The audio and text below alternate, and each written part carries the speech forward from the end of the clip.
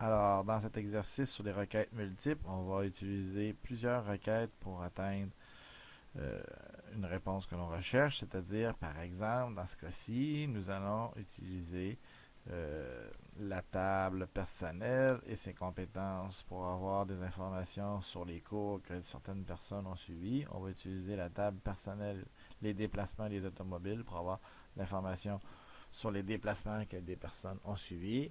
Et en définitive, on va se demander quel a été le coût associé au cours que les personnes n'ont pas réussi, c'est-à-dire que le coût du cours ainsi que les déplacements automobiles effectués par les personnes qui n'ont pas réussi de cours.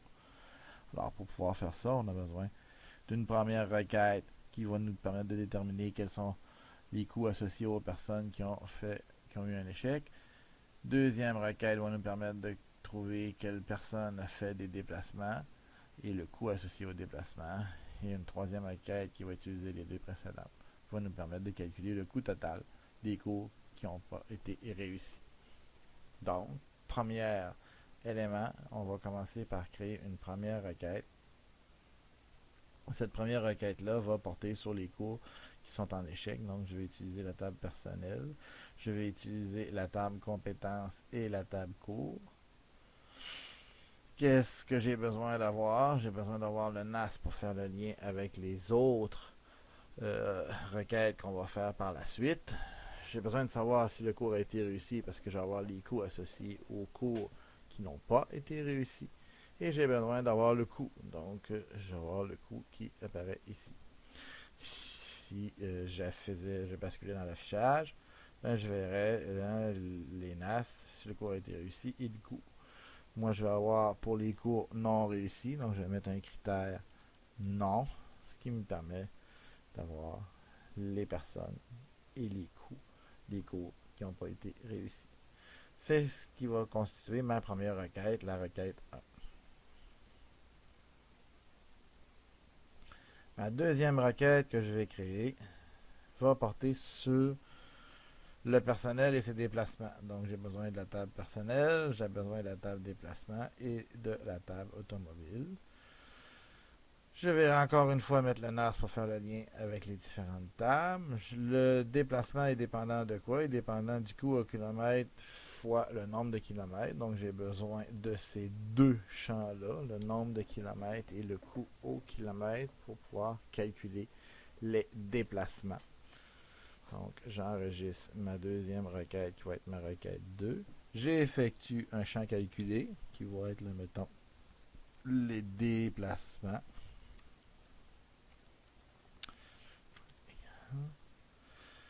Deux points égales et je m'en vais dans la zone créée et le déplacement correspond à quoi? Au nombre de kilomètres que multiplie le coût au kilomètre. Donc si je bascule d'affichage, je vois que j'ai mon as, mon nombre de kilomètres, mon coût au kilomètre et mon coût total de déplacement. Je pourrais, si je voulais, rajouter le format monétaire. Question de rendre l'affichage plus explicite et j'enregistre ma deuxième requête. La troisième requête que je vais créer va utiliser les deux précédentes requêtes. Donc, je crée une requête. Cette fois-ci, au lieu d'utiliser les tables, j'utilise des requêtes et je vais utiliser les deux requêtes que je viens de créer, la requête 1 et la requête 2. Cette requête-là me permet de savoir les personnes qui ont échoué le cours et les coûts associés à ce cours. Et la deuxième requête me donne les déplacements de toutes les personnes. Donc, je vais pouvoir faire un lien entre les deux parce que moi, je vais avoir uniquement les déplacements des personnes qui ont échoué. Donc, je vais faire un lien entre les deux NAS qui sont entre mes deux requêtes. Pour faire ça, je prends ma souris, je tiens le bouton de la souris enfoncé sur la première clé et je la déplace vers la deuxième clé pour faire un lien entre les deux requêtes. J'ai besoin du coût.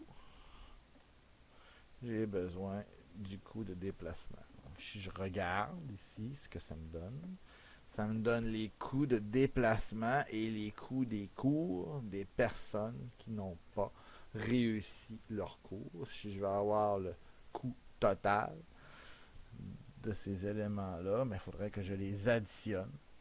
Je vais donc faire encore ici une requête calculée pour marquer total. Je vais auparavant, pour me simplifier, je vais sauvegarder ma troisième requête, que je vais appeler requête 3. Donc je recommence. Total, 2 points égal. Bouton de droite, créer. Et correspond le coût plus la dépense. Ça correspond à mon total de dépenses qui est ici. Alors, je peux encore une fois mettre le format monétaire pour rendre la chose plus explicite. Et mes coûts totaux des cours qui ont été échoués sont ici. Donc, ma troisième requête me permet de trouver les coûts totaux de tous les cours que j'ai échoués, de toutes les personnes qui ont échoué les cours. Toutefois, dans la façon dont j'ai fait ça, je me trouve à avoir uniquement le coût des personnes qui ont échoué des cours et qui ont fait des déplacements. Je ne me trouve pas à avoir le coût des personnes qui ont fait des cours uniquement. Je vais donc devoir modifier ma requête pour dire que je veux voir tous les enregistrements de la table requête 1 qui concerne les personnes qui ont échoué les cours et uniquement ceux qui ont échoué les cours et qui avaient des déplacements. Ce qui fait que là, j'ai tous les cours des personnes qui ont échoué. Et ici, j'ai le coût des personnes qui ont fait des déplacements en plus d'avoir échoué. Okay. Donc, ici, j'ai les personnes qui ont échoué le cours sans faire le déplacement. Et ici, j'ai les personnes qui ont échoué le cours tout en faisant des déplacements. Donc, j'ai dans ma requête 3 tous les coûts associés aux personnes qui ont échoué des cours. Voilà, qui complète la troisième, cette cellule qui explique là, sur comment faire des requêtes multiples.